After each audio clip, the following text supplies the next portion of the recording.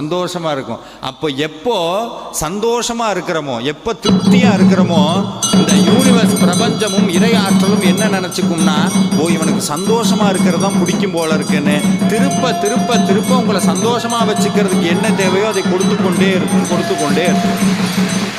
இந்த உணர்வை முருக பக்தி தான் கொடுக்கும். இந்த உணர்வை முருக பக்தி தான் கொடுக்கும். சாமி போனார், அருணகிரிநாதர் போனார், முருகப்பெருமான் அப்படியே போறார். போய் முன்னாடி நிற்கிறார். பார்த்தா நம்மளை மாதிரி நிறைய பேர் உட்காந்து புலம்பிக்கிட்டே இருக்காங்க சாமிகிட்ட, இது கஷ்டம் அது கஷ்டம். அருணகிரிநாதர் கோபம் வந்துருச்சு. இவ்வளவு கஷ்டத்துல ஏன் அவங்கள வைக்கிற? முருகப்பெருமானை திட்டணும்னு நேரம் போனார்.